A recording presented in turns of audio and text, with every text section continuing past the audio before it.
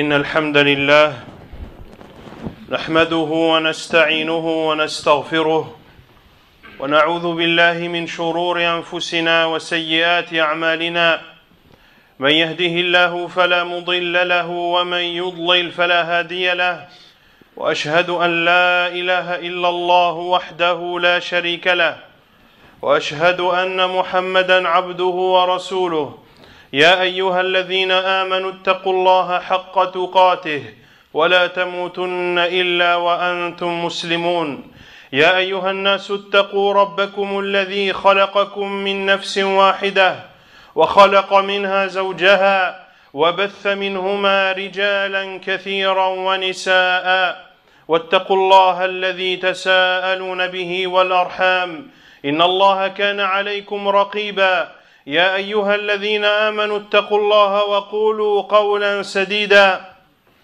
يصلح لكم أعمالكم ويغفر لكم ذنوبكم ومن يطع الله ورسوله فقد فاز فوزا عظيما أما بعد فإن أصدق الحديث كتاب الله تعالى وخير الهدي هدي محمد صلى الله عليه وسلم وشر الأمور محدثاتها وكل محدثة بدعة وكل بدعة ضلالة وكل ضلالة في النار أما بعد أيها المسلمون والمسلمات إنه من يعلم الإسلام ويعرف هذا الدين بقواعده العظيمة وأسسه المتينة وتوجيهاته الحكيمة وآدابه الرفيعة وأخلاقه المباركة يعلم علم اليقين لا شك ولا ريب فيه أن ما جرى في هذه الأيام في مدينة تولوز من قتل للأبرياء والأطفال إن هذا ليس من الإسلام في شيء وليس من دين الله تبارك وتعالى بل هو مخالف للإسلام ومن يطالع أحكام الله وأوامره ونواهيه يعلم أن هذه في الإسلام تعد جريمة عظيمة فهؤلاء أجرموا في حق أنفسهم وأجرموا في حق أناس آخرين كثيرين فهي أعمال ليست من دين الله جل وعلا وليست نابعة من الدين وليس في الدين ما يدعو إلى مثل هذا الإجرام. Sachez, chers musulmans et musulmanes, que celui qui connaît l'islam, que celui qui connaît cette religion immense qu'a légiféré Allah subhanahu wa ta'ala, celui qui en connaît ces immenses règles, celui qui en connaît ces bases inébranlables, celui qui connaît les directives pleines de sagesse contenues dans cette religion, celui qui connaît les comportements élevés auquel nous appelle cette noble religion, celui qui connaît ces comportements louables et bénis auquel nous appelle Allah et son envoyé sallallahu alayhi wa sallam.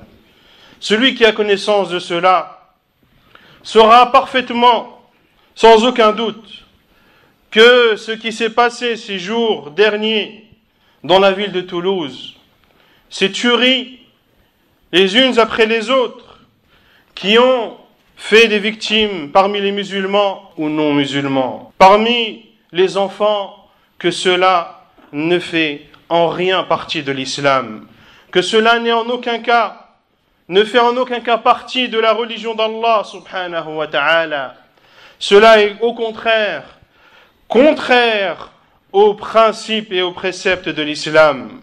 Et celui qui regarde et qui prend connaissance des jugements d'Allah azza wa jal, de ses commandements et de ses interdictions, il prendra connaissance alors que ces tueries sont un crime immense, que ceux qui ont commis ces crimes, connus soient-ils ou inconnus, eh bien, ils ont tout d'abord offensé leur propre personne, et ils ont offensé par la suite de nombreux gens, entre autres parmi les musulmans, s'il s'avère réellement que les auteurs de ces tueries ou l'auteur de ces tueries est un musulman.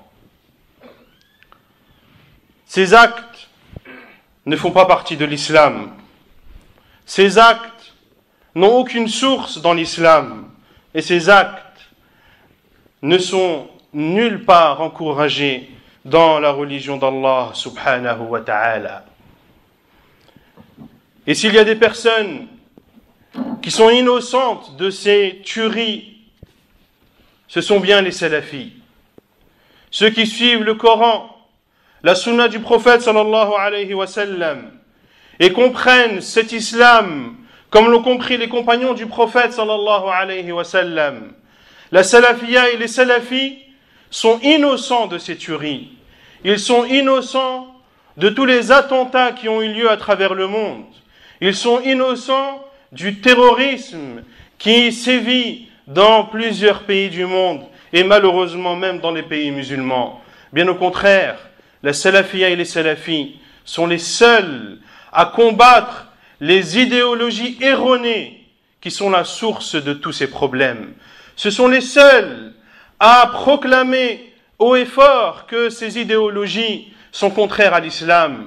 Ce sont eux qui débattent de façon scientifique en apportant les paroles et les preuves des savants pour démontrer que tout ceci est contraire à l'islam. Comment taxer la salafia et les salafis d'être derrière cela ou que leur façon de comprendre l'islam amène un jour ou l'autre à commettre de tels actes immondes alors que ce sont eux qui sont connus pour lever la tête et pour défendre la religion d'Allah subhanahu wa ta'ala.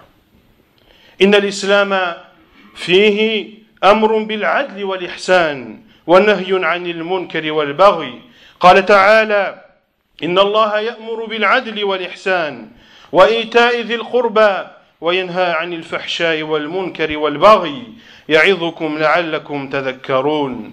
فيه أمر بالعدل وأمر بالإحسان وأي عدل في فعلة هؤلاء وأي إحسان فيه بل إن هذا العمل منكر وبغي ولا عدل فيه ولا رحمة ولو طبقوا هذه الآية لا حجزتهم ومنعتهم من جريمتهم تلك. والإسلام يحرم العدوان وينهى عن الظلم. قال تعالى ولا تعتدوا إن الله لا يحب المعتدين. ويقول عليه الصلاة والسلام كما يروي ذلك عن ربه عز وجل يا عبادي إني حرمت الظلم على نفسي وجعلته بينكم محرما فلا تظالموا والظلم ظلمات يوم القيامة. وهذا العمل الذي قام به هؤلاء هو عدوان وظلم لا يحبه الله عز وجل ونهى عباده عنه وحذرهم منه.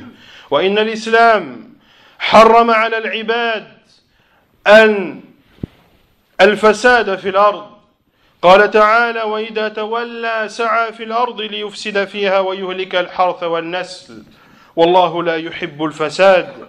وقال تعالى وإذا قيل لهم لا تفسدوا في الأرض قالوا إنما نحن مصلحون. وقال تعالى والله يعلم المفسد من المصلح ولا يشك عاقل رأى ماذا جرى أو سمع به أو بلغته أخباره لا يشك أن هذا من الإفساد في الأرض ومما حرمه الله تبارك وتعالى. La religion de l'islam ordonne et recommande et commande la justice et la bienfaisance et interdit le mal et la répression. Allah subhanahu wa ta'ala dit son le sens dans Surat An-Nahl, les abeilles. Certes, Allah ordonne l'équité, la bienfaisance et l'assistance aux proches et il interdit la turpitude et le mal, tout ce que l'islam a interdit de faire et l'oppression. Et Allah Azza wa Jal dit il vous exhorte afin que vous vous souveniez. Ainsi, dans ce verset, il y a l'ordre formel d'Allah Azza wa Jal d'être juste, équitable et d'être bienfaisant. Où est la justice dans ces tueries? Où est la bienfaisance dans ces tueries? Ce sont des choses interdites, ce sont des crimes inacceptables. Et si ces personnes avaient pris connaissance de ce verset, et s'ils en avaient médité l'essence, eh bien, cela les aurait empêchés d'accomplir de tels actes ignobles. L'islam interdit également la répression et interdit l'injustice. Allah subhanahu wa ta'ala dit sur le sens, et ne transgressez pas, certes Allah n'aime pas les transgresseurs.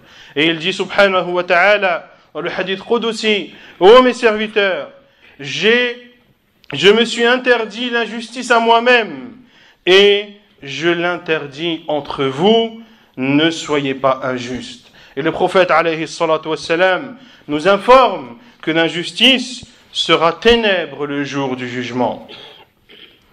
L'islam nous interdit de semer la discorde et la turpitude sur terre. Allah Azza wa Jal dit, et il parcourt la terre pour y semer la discorde et le désordre et saccager la culture et le bétail. Et Allah Azza wa Jal conclut ce verset en disant Wallahu la yuhibbul fasad. Et Allah n'aime pas le désordre. Et il dit aussi subhanahu wa ta'ala, et lorsque tu leur dis ne semez pas la discorde sur terre, ils te répondent nous ne sommes que réformateurs. Et Allah Azza wa Jal connaît parfaitement celui qui est réformateur de celui qui est destructeur. Il n'y a donc aucun doute que ce qui a eu lieu dans la ville de Toulouse comme tuerie est considéré comme de la discorde, comme de la turpitude sur terre. Et ce sont des actes qu'Allah Azza wa Jal interdit et qu'il n'aime pas.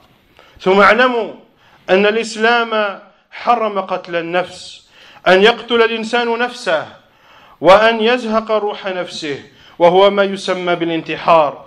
وكثير من هؤلاء الذين يقومون بالعمليات الانتحارية عصوا الله عز وجل وخالفوا أمره وقاموا بما نهاهم عنه. قال الله تعالى ولا تقتلوا أنفسكم إن الله كان بكم رحيما ومن يفعل ذلك عدوانا وظلما فسوف نصليه نارا وكان ذلك على الله يسيرا.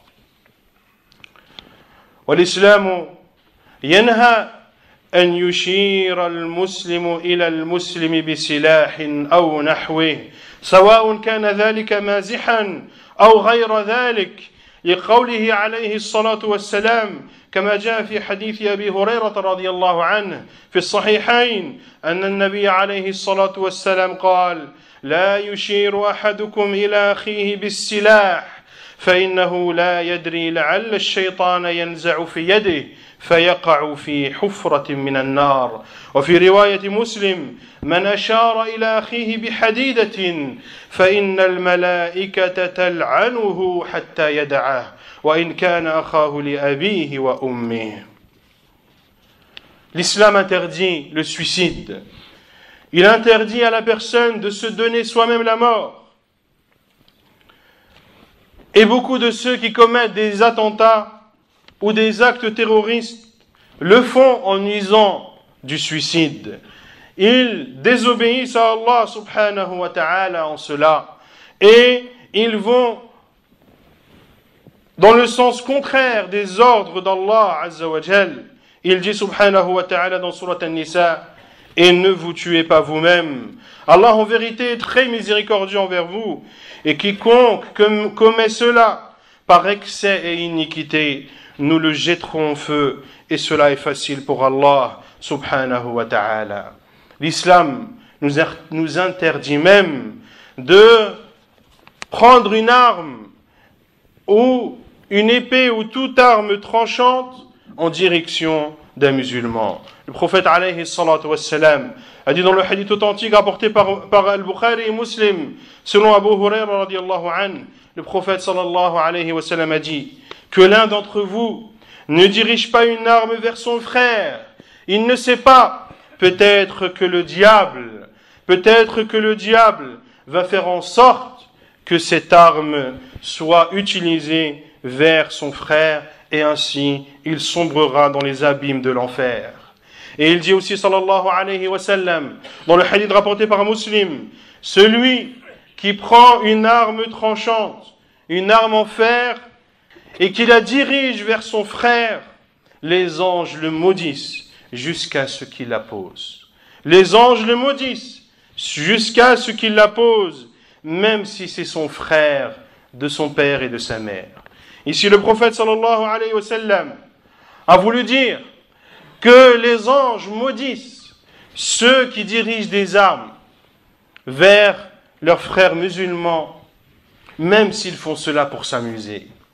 Même s'ils font cela pour s'amuser, car le diable est totalement capable de faire en sorte que cet amusement se transforme en catastrophe. Et cela est interdit, que ce soit fait avec du sérieux ou que ce soit fait en s'amusant.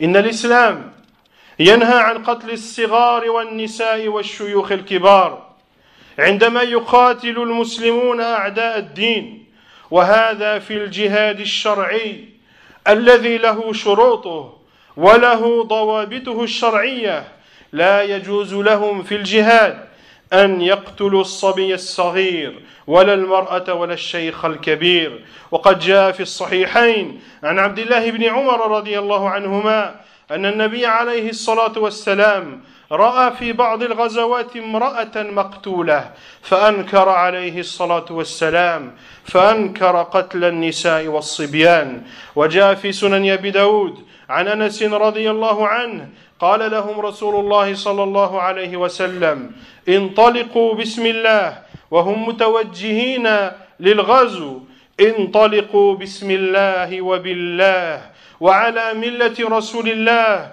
ولا تقتلوا شيخا فانيا ولا طفلا ولا صغيرا ولا امرأة. انظروا هذه التوجيهات النبوية ثم انظروا إلى فعل هؤلاء وجريمتهم الشنعاء لم يفرقوا في قتلهم هذا بين صغير وكبير وبين رجل وامرأة. L'islam interdit de tuer les enfants, les femmes et les vieillards. Lorsque les musulmans combattent les ennemis de l'islam dans un combat considéré comme un djihad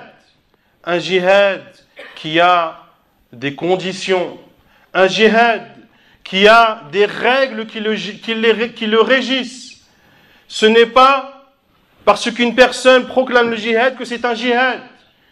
Le djihad fait partie des chapitres de la jurisprudence islamique. Il faut revenir aux savants pour en connaître les détails.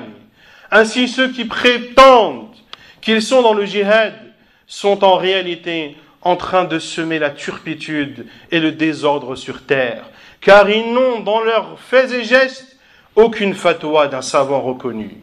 Ainsi, dans le combat légiféré, il est interdit de tuer les femmes, les enfants et les vieillards. Le prophète alayhi salatu wassalam, lors d'une des batailles, a vu une femme morte. Le prophète alayhi salatu wassalam condamné cela et a mis en garde contre le fait de tuer les femmes et les enfants. Et dans le hadith de Sunan Abi Daoud, le hadith de Anas radiyallahu anhu, le prophète sallallahu alayhi wa sallam, lorsqu'il a encouragé ses compagnons à participer à une bataille, il leur a dit alayhi salatu wassalam, et ne tuez pas le vieillard, ne tuez pas l'enfant et le petit, ne tuez pas la femme. Regardez ces recommandations du prophète alayhi salatu wassalam à ses compagnons qui partaient en guerre, une guerre légiférée. Il leur a interdit de tuer femmes, enfants et vieillards. Comparez ces directives prophétiques avec ce qui a eu lieu à Toulouse ces jours-ci, lorsque des hommes, des femmes et même des enfants, wal-iyadhu billah, ont été tués. Inna l'islam يحرم قتل المعاهدين والمستأمنين وفيه أمر بحفظ العهود والمواثيق قال الله تعالى وأوفوا بالعهد إن العهد كان مسؤولا وقال تعالى يا أيها الذين آمنوا أوفوا بالعقود والآيات في هذا المعنى كثيرة وقد ثبت في صحيح البخاري عن النبي عليه الصلاة والسلام أنه قال من قتل معاهدا لم يرح رائحة الجنة وإن ريحها توجد من مسيرة 40 عاما وروى الطبراني في معجمه الكبير أن النبي عليه الصلاة والسلام قال من أمن رجلا على دمه فقتله فأنا بريء من القاتل وإن كان المقتول كافرا فإني بريء من القاتل وإن كان المقتول كافرا. إذا أعطي الأمان لا يجوز أن يقتل، وهذا ولي الأمر إذا أذن لبعض الكفار دخول ديار المسلمين وأعطاهم الأمان وأعطاهم العهد لا يجوز الاعتداء عليهم لا في أموالهم ولا في أنفسهم.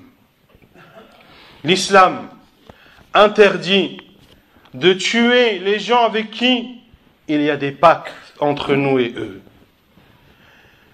Car l'islam nous ordonne de tenir nos engagements et de tenir nos pactes. Il dit subhanahu wa ta'ala wa'awfu bil ahd, et tenez vos engagements car vous serez questionnés sur cet engagement.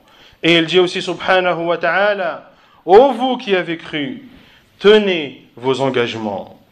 Ces versets et le hadith du prophète alayhi salatu wassalam rapporté par Muslim dans son sahih, par Al-Bukhari dans son sahih, dans lequel le prophète sallallahu alayhi wa sallam a dit: celui qui tue une personne avec qui nous avons conclu un pacte ne sentira pas l'odeur du paradis, alors que son odeur est perceptible à une distance de 40 années.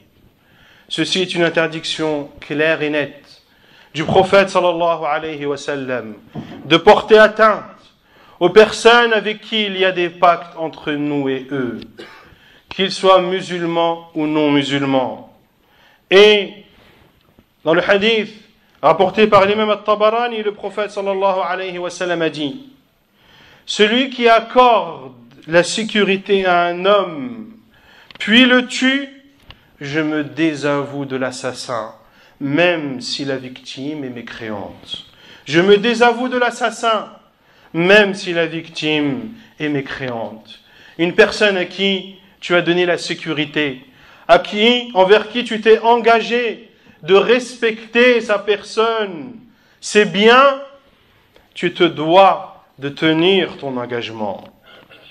Si le gouverneur musulman donne l'autorisation à des non-musulmans de séjourner dans son pays, il est interdit à quiconque de porter atteinte à leur personne et à leurs biens.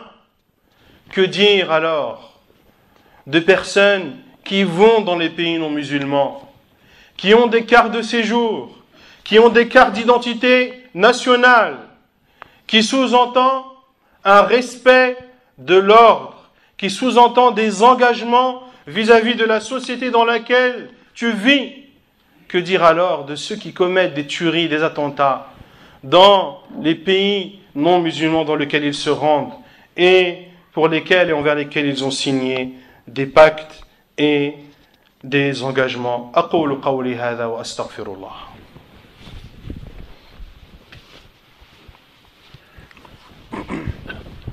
الحمد لله رب العالمين والصلاة والسلام على رسول الله وعلى آله وصحبه ومن اتبع هداه. أما بعد، إن من عباد الله من يحسن القول ويعجبك قوله، وربما خدعك بعض أقواله واستحسنت بعض آرائه، ولكنها في الواقع خلاف الحق والهدى. قال الله تعالى: ومن الناس من يعجبك قوله في الحياة الدنيا ويشهد الله على ما في قلبه وهو ألد الخصام، وإذا تولى سعى في الأرض ليفسد فيها ويهلك الحرث والنسل، والله لا يحب الفساد. هو يدعي الإصلاح فيما يقول ويدعي الخير فيما يتصرف فيه، لكن بأي سبيل؟ بظلم العباد، بقتل الأنبياء وتدمير الممتلكات، بإشاعة الفساد، بالظلم المتعدي للحدود الشرعية.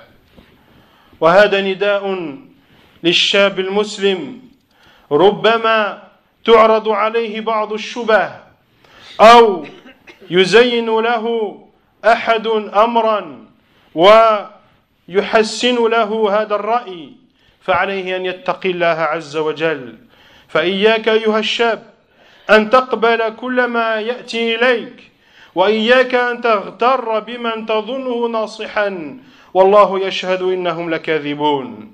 إن يكن عندك شبهة في أمر فإياك أن تقبل من أناس لا ثقة في دينهم ولا ثقة في علمهم وتصورهم. اتق الله في ذلك، فأعرض كل الشبه على علماء السنة، فإن علماء السنة هم حريصون على تبيين الحق وكشف كل ما قد يلبس عليك أو مما حصل عندك، حتى تكون في أمورك على المنهج القويم، ولا تنخدع بنفسك، ولا تسيء الظن بعلماء السنة، ولا تقل كما يقول المتطاولون والكاذبون أولئك كذا وأولئك كذا، أولئك علماء الحيض والنفاس، أو أولئك عملاء وليسوا بعلماء. اتق الله وآت الأمور من أبوابها، وسترى عند أهل العلم من رحابة الصدر وسعة الأفق وحسن التعامل ما يزيل بإذن الله عنك كل شبه التي يمكن أن يكون غرك بها من غرك وخدعك بها من خدعك، حتى ظننت أن الخطأ والفساد حق وصلاح، ظننتها هكذا لقصور علمك ومعرفتك. Sachez, chers musulmans et musulmanes, que certaines personnes ont des belles paroles et parfois des discours convaincants qui peuvent être souvent trompeurs. Il peut te faire montrer le faux et l'égarement sous l'habit et l'apparence de la guidée du bien. Allah Azza wa Jal met en garde son prophète sallallahu alayhi wa sallam des hypocrites lorsqu'il dit subhanahu wa ta'ala son le sens. Et il y a parmi les gens celui dont la parole sur la vie d'ici-bas, sur la vie présente te plaît, et qui prend Allah à témoin de ce qu'il a dans son cœur, tandis que c'est le plus acharné des polémiqueurs. Puis Allah Azza wa Jal dit, selon le sens, et lorsqu'il te tourne le dos, eh bien, il déverse le désordre et la turpitude sur terre et détruit les plantes et les cultures, et Allah n'aime pas le désordre. Chers musulmans et musulmanes, et je m'adresse particulièrement aux jeunes, de faire attention à ceux qui prétendent être réformateurs, à ceux qui prétendent détenir la vérité. Mais comment font-ils appliquer cette vérité?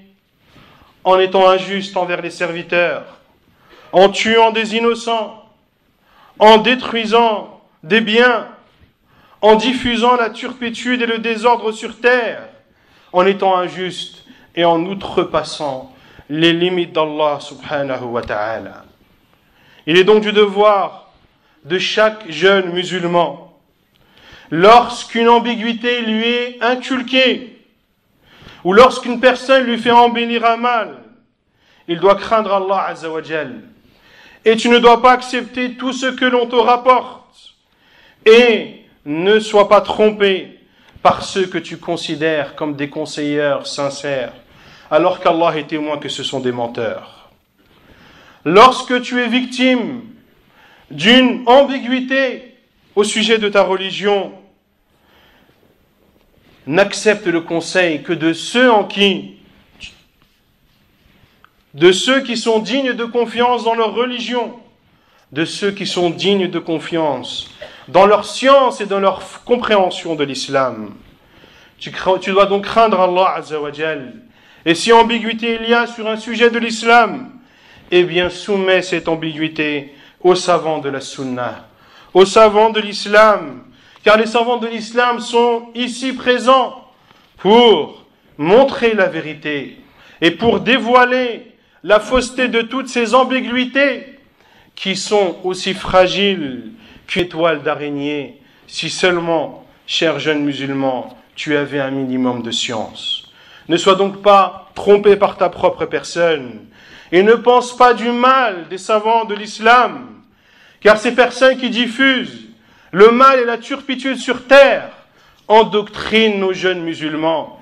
Et la première étape qu'ils franchissent ou qu'ils utilisent, c'est de discréditer les savants de l'islam aux yeux des musulmans et des jeunes musulmans, en leur disant que ces savants sont au service des gouverneurs, que ces savants sont les porte-paroles des dictateurs, que ces savants ne comprennent pas ce qu'il se passe autour d'eux, que ces savants ne connaissent que les règles qui régissent les menstrues et les lochis wal-iyadu billah.